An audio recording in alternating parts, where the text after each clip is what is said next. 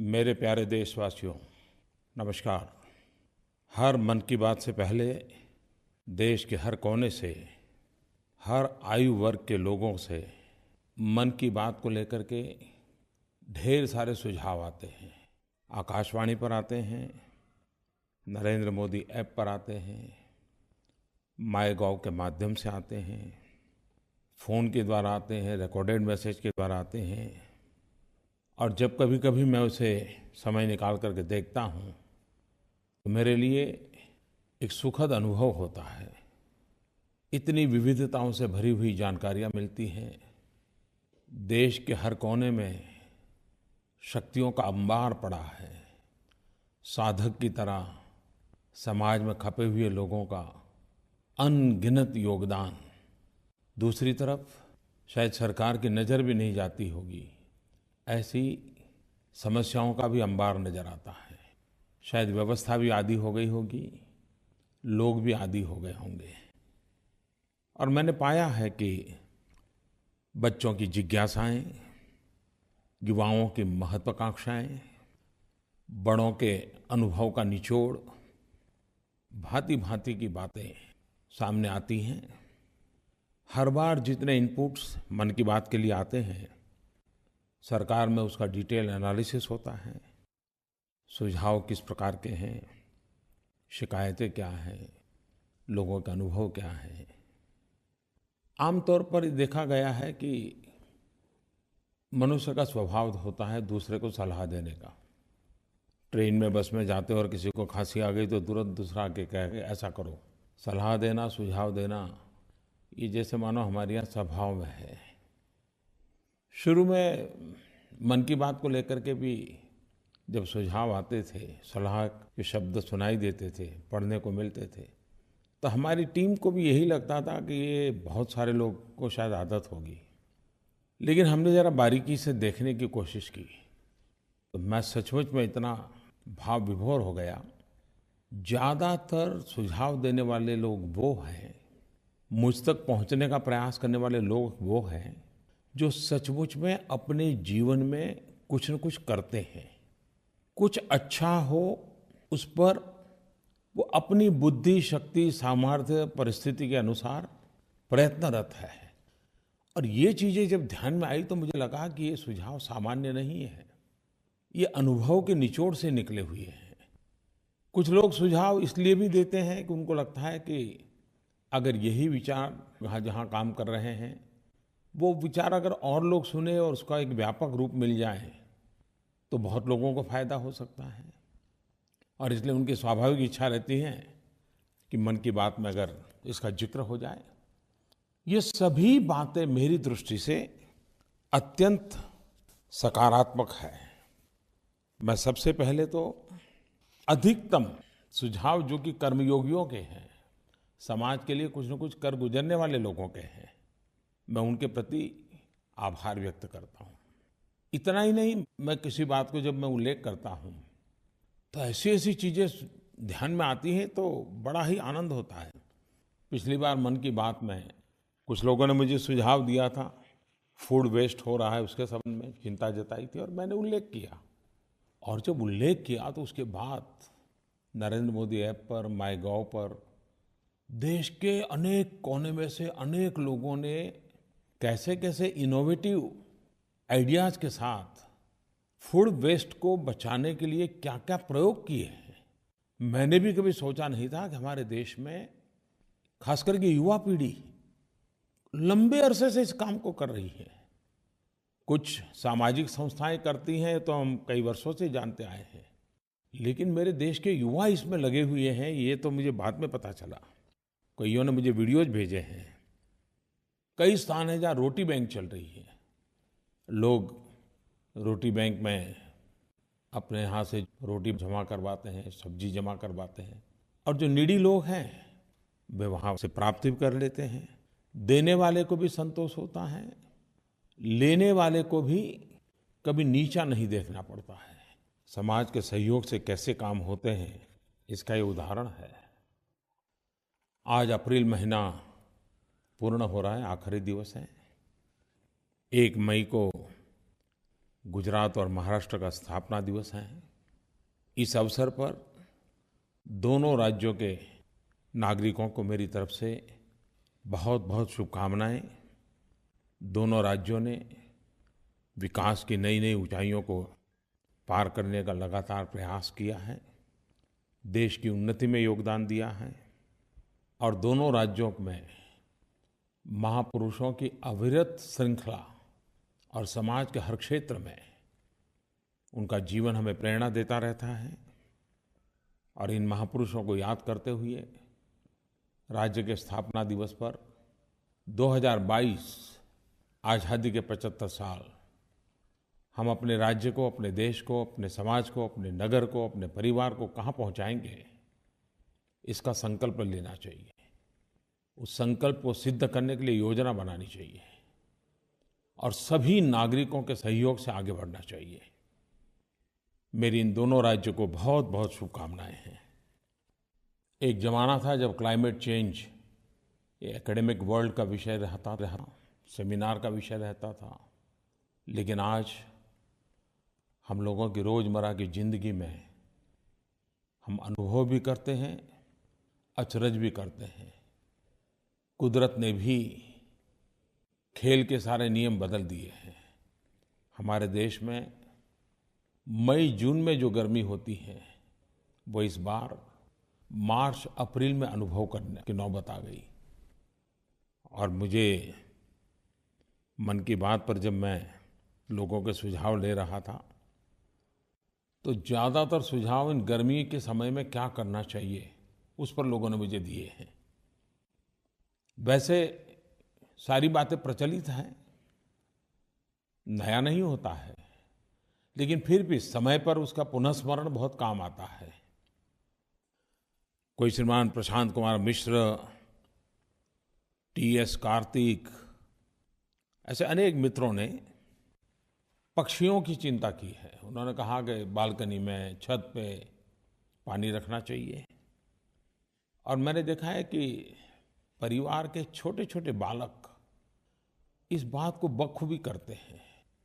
एक बार उनको ध्यान में आ जाए कि पानी क्यों भरना चाहिए, तो वो दिन में 10 बार देखने जाते हैं कि जो बर्तन रखा है उसमें पानी है कि नहीं है, और देखते रहते हैं कि पक्षी आए कि नहीं आए। हमें तो लगता है कि ये खेल चल रहा है, लेकिन सचमुच में बालक मन में ये संवेदनाएं जगाने का एक अद्भुत अनुभव होता है।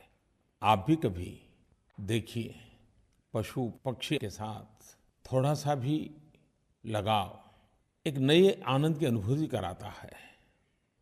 कुछ दिन पहले मुझे गुजरात से श्रीमान जगत भाई ने अपनी एक किताब भेजी, सेव द स्पैरोज, और जिसमें उन्होंने गौरैया की संख्या जो कम हो रही है उसकी चिंता तो की है, लेकिन स्वयं ने मिशन मोड में उसके संरक्षण के लिए क्या प्रयोग किए हैं, क्या प्रयास किए हैं, बहुत अच्छा वर्णन उस किताब में है। वैसे हमारे देश में तो पशु पक्षी प्रकृति उसके साथ सहजीवन की बात उस रंग से हम रंगे हुए हैं, लेकिन फिर भी ये आवश्यक है कि सामूहिक रूप से ऐसे प्रयासों को बल देना चाहिए। जब मैं गुजरात में मुख्यमंत्री था तो दाऊदी बोहरा समाज के धर्मगुरु सैयदना साहब को 100 साल हुए थे। वे 103 साल तक जीवित रहे थे और उनके 100 साल निमित्त बोहरा समाज ने बुरहानी फाउंडेशन के द्वारा इस पैरों को बचाने के लिए बहुत बड़ा अभियान चलाया था। इसका शुभारंभ करने का मुझे अवसर मिला था। करीब 52,000 बर्ड फीडर्स उन्होंने दुनिया के कोने-कोने में वितरित किए थे। Guinness book of world record में भी उसको स्थान मिला था। कभी-कभी हम इतने व्यस्त होते हैं तो अखबार देने वाला, दूध देने वाला, सब्जी देने वाला, पोस्टमैन, कोई भी हमारे घर के दरवाजे से आता है, लेकिन हम भूल जाते हैं कि गर्मी के दिन है, जरा पहले उसको पानी का तो पूछें। नौजवान दोस्तों, कुछ बातें आपके साथ भी तो मैं करना चाहता हूँ। मुझे कभी-कभी चिंता हो रही है कि हमारी युवा पीढ़ी में कई लोगों को कंफर्ट जोन में ही जिंदगी गुजारने में मजा आती है। माँ-बाप भी बड़े एक रक्षात्मक अवस्था में ही उनको लालन पालन करते हैं। कुछ दूसरे एक्सट्रीम भी होते हैं, लेकिन ज़्यादातर कंफर्ट जोन वाला नज़र आता है। अब परीक्षाएं समाप्त हो चुकी हैं, वैकेशन का मजा लेने के लिए योजनाएं बन चुकी होगी। समर वैकेशन गर्मियां होने के बाद भी जरा अच्छा लगता है।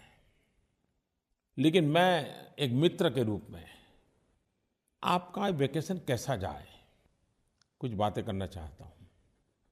मुझे विश्वास है कुछ लोग जरूर प्रयोग करेंगे और मुझे बताएंगे भी। क्या आप वैकेशन के इस समय का उपयोग, मैं 3 सुझाव देता हूँ, उसमें से तीनों करें तो बहुत अच्छी बात है, लेकिन 3 में से एक करने का प्रयास करें। ये देखें कि न्यू एक्सपीरियंस हो, प्रयास करें कि न्यू स्किल का अवसर लें, कोशिश करें कि जिसके विषय में न कभी सुना है, न देखा है, न सोचा है, न जानते हैं, फिर भी वहाँ जाने का मन करता है और चले जाएं। New places, new experiences, new skills. कभी कभार किसी चीज़ को टीवी पर देखना या किताब में पढ़ना या परिचितों से सुनना और उसी चीज़ को स्वयं अनुभव करना, तो दोनों में आसमान जमीन का अंतर होता है। मैं आपसे आग्रह करूंगा इस वैकेशन में जहां भी आपकी जिज्ञासा है उसे जानने के लिए कोशिश कीजिए, नया एक्सपेरिमेंट कीजिए। एक्सपेरिमेंट पॉजिटिव हो, थोड़ा कंफर्ट जोन से बाहर ले जाने वाला हो। हम मध्यम वर्गीय परिवार के हैं, सुखी परिवार के हैं। क्या दोस्तों कभी मन करता है कि रिजर्वेशन किए बिना रेलवे के सेकंड क्लास में टिकट लेकर के चढ़ जाए, कम से कम 24 घंटे की सफर करें? क्या अनुभव आता है? उन पैसेंजरों की बातें क्या है? वो स्टेशन पे उतर के क्या करते हैं? शायद साल भर में जो सीख नहीं पाते हैं, उस 24 घंटे की विदाउट रिजर्वेशन वाली भीड़-भाड़ वाली ट्रेन में सोने को भी न मिले, खड़े-खड़े जाना पड़े, कभी तो अनुभव कीजिए। मैं ये नहीं कहता हूँ बार-बार करिए, एक आध बार तो करिए। शाम का समय हो, अपना फुटबॉल लेकर के, वॉलीबॉल लेकर के या कोई भी खेलकूद का साधन लेकर के तद्दन गरीब बस्ती में चले जाएं। उन गरीब बालकों के साथ खुद खेलिए। आप देखिए, शायद जिंदगी में खेल का आनंद पहले कभी नहीं मिला होगा, ऐसा आपको मिलेगा। समाज में इस प्रकार की जिंदगी गुजारने वाले बच्चों को जब आपके साथ खेलने का अवसर मिलेगा, आपने सोचा है उनके जीवन में कितना बड़ा बदलाव आएगा? और मैं विश्वास करता हूँ एक बार जाएंगे, बार बार जाने का मन कर जाएगा। ये अनुभव आपको बहुत कुछ सिखाएगा। कई वॉलंटियर ऑर्गेनाइजेशंस सेवा के काम करते रहते हैं। आप तो गूगल गुरु से जुड़े हुए हैं, उस पर ढूंढिए किसी ऐसे ऑर्गेनाइजेशन के साथ 15 दिन 20 दिन के लिए जुड़ जाइए, चले जाइए, जंगलों में चले जाइए।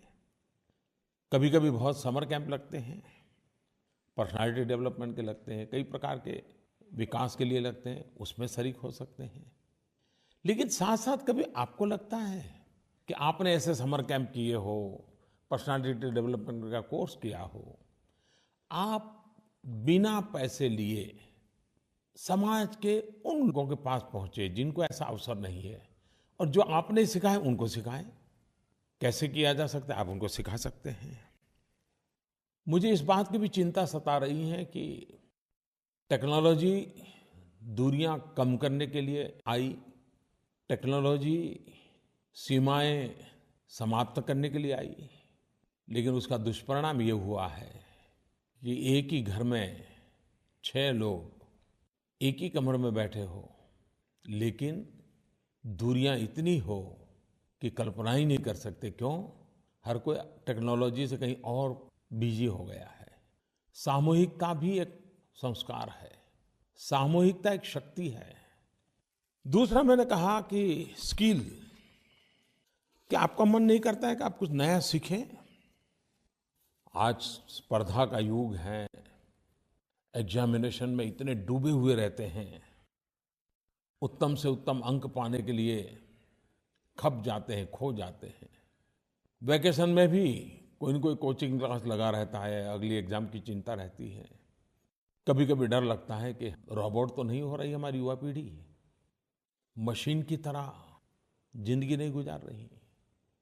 दोस्तों, जीवन में बहुत कुछ बनने के सपने अच्छी बात है, कुछ कर गुजरने के इरादे अच्छी बात है, और करना भी चाहिए। लेकिन ये भी देखिए कि अपने भीतर जो ह्यूमन एलिमेंट है, वो तो कहीं कुंठित नहीं हो रहा है। हम मानवीय गुणों से कहीं दूर तो नहीं चले जा रहे हैं। स्किल डेवलपमेंट में इस पहलू पर थोड़ा बल दिया जा सकता है क्या? टेक्नोलॉजी से दूर खुद के साथ समय गुजारने का प्रयास। संगीत का कोई वाद्य सीख रहे हैं, कोई नई भाषा के 5-50 वाक्य सीख रहे हैं, तमिल हो, तेलुगु हो, असमिया हो, बांग्ला हो, मलयालम हो, गुजराती हो, मराठी हो, पंजाबी हो। कितनी विविधताओं से भरा हुआ देश है। और नजर करें तो हमारे अगल बगल में कोई न कोई सिखाने वाला मिल सकता है। स्विमिंग नहीं आता तो स्विमिंग सीखें, ड्राइंग करें। भले उत्तम ड्राइंग नहीं आएगा, लेकिन कुछ तो कागज पे हाथ लेकर लगाने की कोशिश करें। आपका भीतर की जो संवेदना है वो प्रकट होने लग जाएगी। कभी कभी छोटे छोटे काम जिसको हम कहते हैं, हमें क्यों न मन करेगा हम सीखें। आपको कार ड्राइविंग सीखने का मन करता है क्या? कभी ऑटो रिक्शा सीखने का मन करता है क्या? आप साइकिल तो चला लेते हैं, लेकिन 3 व्हीलर वाली साइकिल जो लोगों को लेकर के जाते हैं, कभी चलाने की कोशिश किया? आप देखिए, ये सारे नए प्रयोग, ये स्किल ऐसी हैं, आपको आनंद भी देगी और जीवन को एक दायरे में जो बांध दिया है ना, उससे आपको बाहर निकाल देगी। आउट ऑफ बॉक्स कुछ करिए दोस्तों। जिंदगी बनाने का यही तो अवसर होता है। और आप सोचते होंगे कि सारी एग्जाम समाप्त हो जाए, कैरियर के नए पड़ाव पर जाऊंगा तब सीखूंगा, तो वो तो मौका नहीं आएगा। फिर आप दूसरी झंझट में पड़ जाएंगे। और इसलिए मैं आपसे कहूंगा, अगर आपको जादू सीखने की शौक हो तो ताश के पत्तों की जादू सीखिए। अपने यार दोस्तों को जादू दिखाते रहिए। कुछ न कुछ ऐसी चीजें जो आप नहीं जानते हैं, उसको जानने का प्रयास कीजिए। उससे आपको जरूर लाभ होगा। आपके भीतर की मानवीय शक्तियों को चेतना मिलेगी, विकास के लिए बहुत अच्छा अवसर बनेगा। मैं अपने अनुभव से कहता हूं, दुनिया को देखने से जितना सीखने समझने को मिलता है, जिसकी हम कल्पना नहीं कर सकते। नए नए स्थान, नए नए शहर, नए नए नगर, नए नए गांव, नए नए इलाके। लेकिन जाने से पहले कहाँ जा रहे हैं उसका अभ्यास, और जाकर के एक जिज्ञासु की तरह उसे देखना, समझना, लोगों से चर्चा करना, उनसे पूछना, ये अगर प्रयास किया तो उस देखने का आनंद कुछ और होगा। आप जरूर कोशिश कीजिए और तय कीजिए, ट्रैवलिंग ज़्यादा न करें। एक स्थान पर जाकर के 3 दिन 4 दिन लगाइए, फिर दूसरे स्थान पर जाइए, वहाँ 3-4 दिन लगाइए। इससे आपको बहुत कुछ सीखने को मिलेगा। मैं चाहूँगा, और ये भी सही है कि आप जब जा रहे हैं तो मुझे तस्वीर भी शेयर कीजिए, क्या नया देखा, कहाँ गए थे। आप #इनक्रेडिबल इंडिया इसका उपयोग करके अपने इन अनुभवों को शेयर कीजिए। दोस्तों, इस बार भारत सरकार ने भी आपके लिए एक बड़ा अच्छा अवसर दिया है। नई पीढ़ी तो नगद से करीब करीब मुक्त ही हो रही है, उसके कैश की जरूरत नहीं है। वो डिजिटल करेंसी में विश्वास करने लग गई है। आप तो करते हैं, लेकिन इसी योजना से आप कमाई भी कर सकते हैं। आपने सोचा है?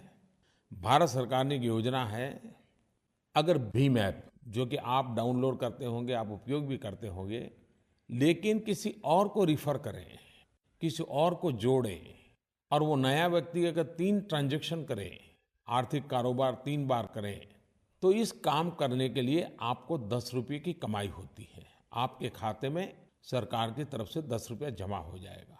अगर दिन में आपने 20 लोगों से करवा लिया तो आप शाम होते होते 200 रुपया कमा लेंगे।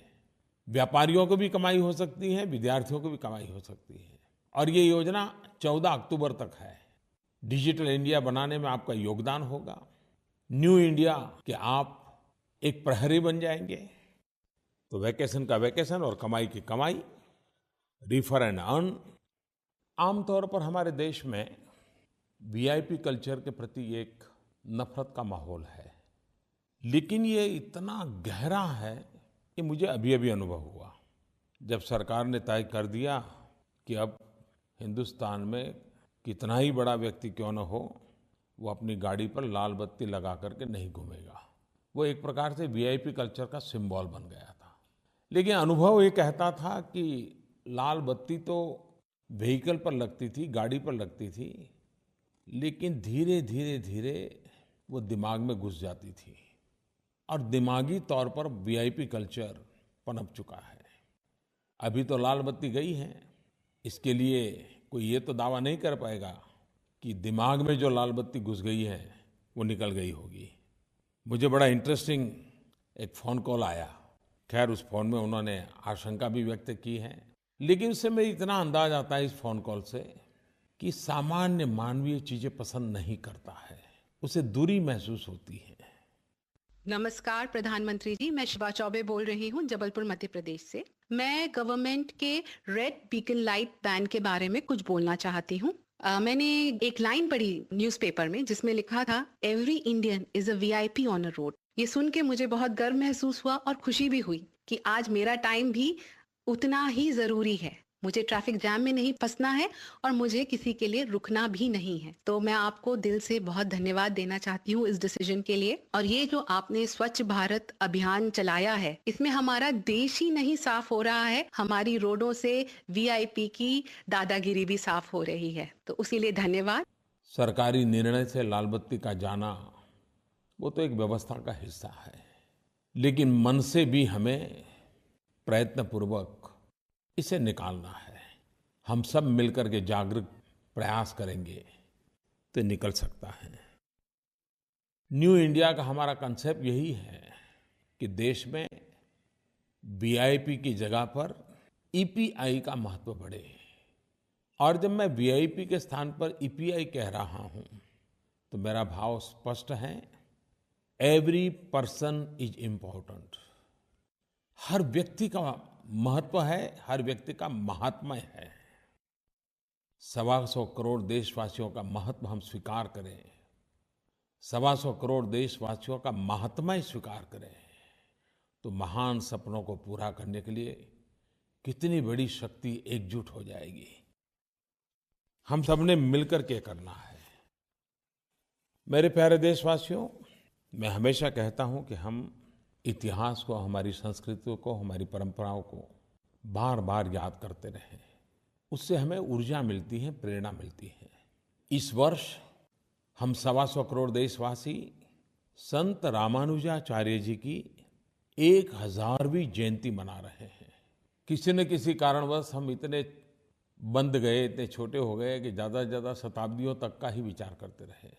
दुनिया के अन्य देशों के लिए तो शताब्दी का बड़ा महत्व होगा, लेकिन भारत इतना पुरातन राष्ट्र है कि उसके नसीब में 1000 साल और 1000 साल से भी पुरानी यादों को मनाने का अवसर हमें मिला है। 1000 साल पहले का समाज कैसा होगा, सोच कैसी होगी, थोड़ी कल्पना तो कीजिए। आज भी सामाजिक रूढ़ियों को तोड़ करके निकलना हो तो कितनी दिक्कत होती है, 1000 साल पहले कैसा होता होगा। बहुत कम लोगों को मालूम होगा कि रामानुजाचार्य जी ने समाज में जो बुराइयां थी, ऊंच नीच का भाव था, छूत अछूत का भाव था, जातिवाद का भाव था, इसके खिलाफ बहुत बड़ी लड़ाई लड़ी थी। स्वयं ने अपने आचरण द्वारा समाज जिनको अछूत मानता था उनको गले लगाया था। 1000 साल पहले उनके मंदिर प्रवेश के लिए उन्होंने आंदोलन किए थे और सफलतापूर्वक मंदिर प्रवेश करवाए थे। हम कितने भाग्यवान हैं कि हर युग में हमारे समाज की बुराइयों को खत्म करने के लिए हमारे समाज में से ही महापुरुष पैदा हुए हैं। संत रामानुजाचार्य जी के 1000वीं जयंती मना रहे हैं, तब सामाजिक एकता के लिए, संगठन में शक्ति है इस भाव को जगाने के लिए उनसे हम प्रेरणा लें। भारत सरकार भी कल 1 मई को संत रामानुजाचार्य जी की स्मृति में एक स्टैम्प रिलीज करने जा रही है। मैं संत रामानुजाचार्य जी को आदरपूर्वक नमन करता हूँ, श्रद्धा सुमन अर्पित करता हूँ। मेरे प्यारे देशवासियों, कल 1 मई का एक और भी महत्व है। दुनिया के कई भागों में उसे श्रमिक दिवस के रूप में भी मनाया जाता है। और जब श्रमिक दिवस की बात आती है, लेबर की चर्चा होती है, लेबरर्स की चर्चा होती है, तो मुझे बाबा साहब आम्बेडकर की याद आना बहुत स्वाभाविक है। और बहुत कम लोगों को मालूम होगा कि आज श्रमिकों को जो सहूलियतें मिली हैं, जो आदर मिला है, उसके लिए हम बाबा साहब के आभारी हैं। श्रमिकों के कल्याण के लिए बाबा साहब का योगदान अविस्मरणीय है। आज जब मैं बाबा साहब की बात करता हूँ, संत रामानुजाचार्य जी की बात करता हूँ, तो 12वीं सदी के कर्नाटक के महान संत और सामाजिक सुधारक जगतगुरु बसवेश्वर जी की भी याद आती है। कल ही मुझे एक समारोह में जाने का अवसर मिला। उनके वचनामृत के संग्रह को लोकार्पण का वो अवसर था। 12वीं शताब्दी में कन्नड़ भाषा में उन्होंने श्रम, श्रमिक, उस पर गहन विचार रखे हैं। कन्नड़ भाषा में उन्होंने कहा था, काय कवे कैलास। उसका अर्थ होता है, आप अपने परिश्रम से ही भगवान शिव के घर कैलाश की प्राप्ति कर सकते हैं। यानी कि कर्म करने से ही स्वर्ग की प्राप्ति होती है। दूसरे शब्दों में कहें तो श्रम ही शिव है। मैं बार बार श्रमेव जयते की बात करता हूँ, डिग्निटी ऑफ लेबर की बात करता हूँ। मुझे बराबर याद है, भारतीय मजदूर संघ के जनक और चिंतक, जिन्होंने श्रमिकों के लिए बहुत चिंतन किया, ऐसे श्रीमान दत्तोपंत जी ठेंगड़ी कहा करते थे, एक तरफ माओवाद से प्रेरित के विचार थी कि दुनिया के मजदूर एक हो जाओ, और दत्तोपंत ठेंगड़ी कहते थे, मजदूरों आओ दुनिया को एक करें। एक तरफ कहा जाता था, workers of the world unite. भारतीय चिंतन से निकली हुई विचारधारा को लेकर के दत्तोपंत ठेंगड़ी कहा करते थे, वर्कर्स यूनाइट द वर्ल्ड। आज जब श्रमिकों की बात करता हूं तो दत्तोपंत ठेंगड़ी जी को याद करना बहुत स्वाभाविक है। मेरे प्यारे देशवासियों, कुछ दिन के बाद हम बुद्ध पूर्णिमा मनाएंगे। विश्व भर में भगवान बुद्ध से जुड़े हुए लोग उत्सव मनाते हैं। विश्व आज जिन समस्याओं से गुजर रहा है, हिंसा, युद्ध, विनाश लीला, शस्त्रों की स्पर्धा, जब ये वातावरण देखते हैं तो तब बुद्ध के विचार बहुत ही रिलेवेंट लगते हैं। और भारत में तो अशोक का जीवन युद्ध से बुद्ध की यात्रा का उत्तम प्रतीक है। मेरा सौभाग्य है कि बुद्ध पूर्णिमा के इस महान पर्व पर यूनाइटेड नेशंस के द्वारा वैसाख डे मनाया जाता है। इस वर्ष ये श्रीलंका में हो रहा है। इस पवित्र पर्व पर मुझे श्रीलंका में भगवान बुद्ध को श्रद्धा सुमन अर्पित करने का एक अवसर मिलेगा, उनकी यादों को ताजा करने का अवसर मिलेगा। मेरे प्यारे देशवासियों, भारत ने हमेशा सबका साथ सबका विकास इसी मंत्र को लेकर के आगे बढ़ने का प्रयास किया है। और जब हम सबका साथ सबका विकास कहते हैं तो वो सिर्फ भारत के अंदर ही नहीं, वैश्विक परिवेश में भी है, और ख़ास करके हमारे अड़ोस पड़ोस देशों के लिए भी है। हमारे अड़ोस पड़ोस के देशों का साथ भी हो, हमारे अड़ोस पड़ोस के देशों का विकास भी हो। अनेक प्रकल्प चलते हैं। 5 मई को भारत दक्षिण एशिया सैटेलाइट लॉन्च करेगा। इस सैटेलाइट की क्षमता तथा इससे जुड़ी सुविधाएं दक्षिण एशिया के आर्थिक तथा डेवलपमेंटल प्राथमिकताओं को पूरा करने में काफ़ी मदद करेगी। चाहे नेचुरल रिसोर्सेज मैपिंग की बात हो, टेलीमेडिसिन की बात हो, एजुकेशन का क्षेत्र हो, या अधिक गहरी आईटी कनेक्टिविटी हो, पीपल टू पीपल संपर्क का प्रयास हो, साउथ एशिया का ये उपग्रह हमारे पूरे क्षेत्र को आगे बढ़ने में पूरा सहायक होगा। पूरे दक्षिण एशिया के साथ सहयोग बढ़ाने के लिए भारत का एक महत्वपूर्ण कदम है, अनमोल नजराना है। दक्षिण एशिया के प्रति हमारी प्रतिबद्धता का यह एक उपयुक्त उदाहरण है। दक्षिण एशियाई देशों जो कि साउथ एशिया सैटेलाइट से जुड़े हैं, मैं उन सब का इस महत्वपूर्ण प्रयास के लिए स्वागत करता हूँ, शुभकामनाएं देता हूँ। मेरे प्यारे देशवासियों, गर्मी बहुत है, अपनों को भी संभालिए, अपने को भी संभालिए। बहुत बहुत शुभकामनाएं। धन्यवाद।